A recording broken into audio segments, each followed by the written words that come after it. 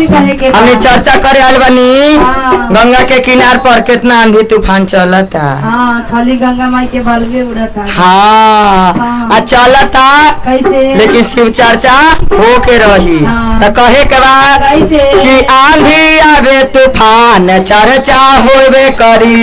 आंधी आवे तूफान चर्चा होबे करी। अरे आंधी आवे तूफान चर्चा होबे करी।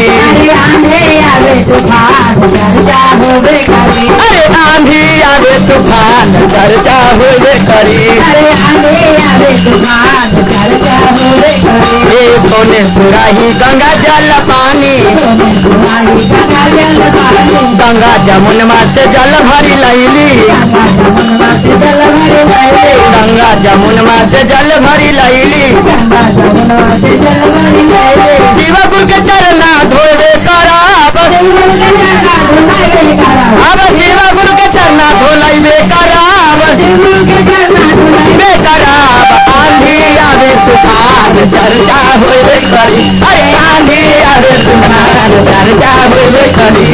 आंधी आवे तूफान चर्चा होबे करी। अरे आंधी आवे तूफान चर्चा होबे करी। आंधी आवे तूफान चर्चा होबे करी। अरे आंधी आवे तूफान चर्चा होबे करी। अरे सोने सिंहासन के आसन लगवनी।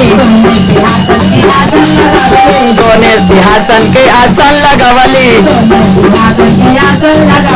शिवगुरु के आसन लगैबे करब। अब शिवगुरु के आसन लगैबे करब।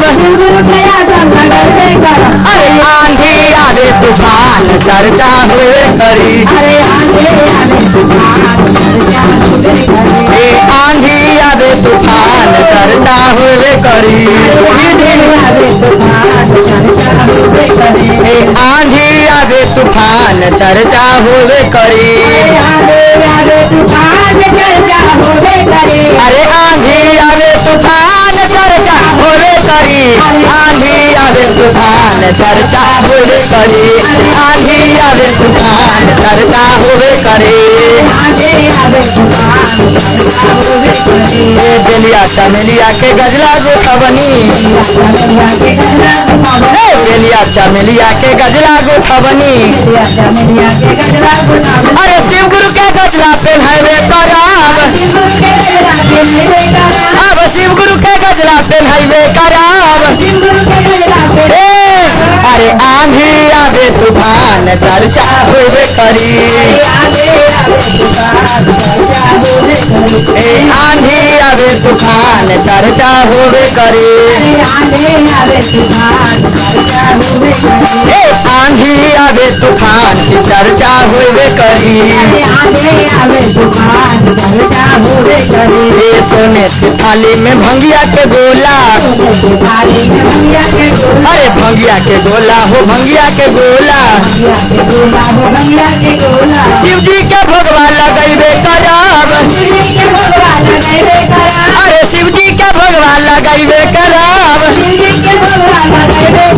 अरे आंधी आवे तूफान चर्चा होबे करी। जय हो। अरे आंधी आवे तूफान चर्चा होबे करी। आंधी आवे तूफान चर्चा होबे करी। अरे आंधी आवे तूफान चर्चा होबे करी।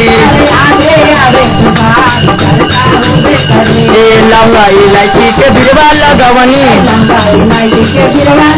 अरे लौंगा इलायची के बिरवा लगवनी। शिवगुरु के बिरवा चढ़ैबे कराब। अरे शिवगुरु के बिरवा चढ़ैबे कराब। अरे आंधी आवे तूफान चर्चा होबे करी।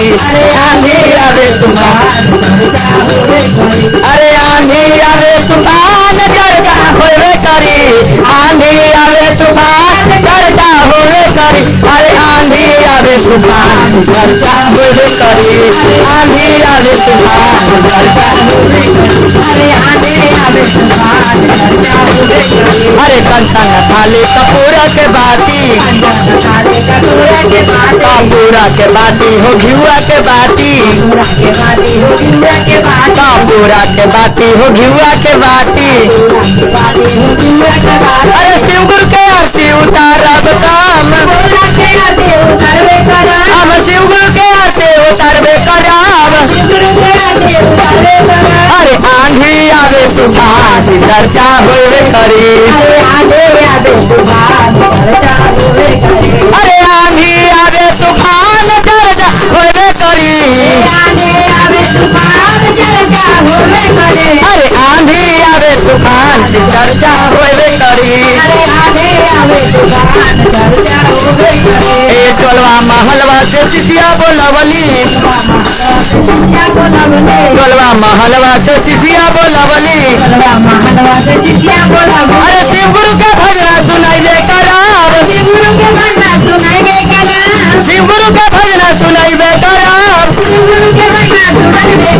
अरे आंधी आवे तूफान से चर्चा होवे करी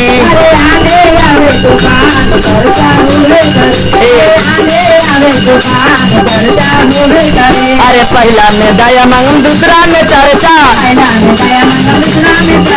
पहला में दया मांगम दूसरा में चर्चा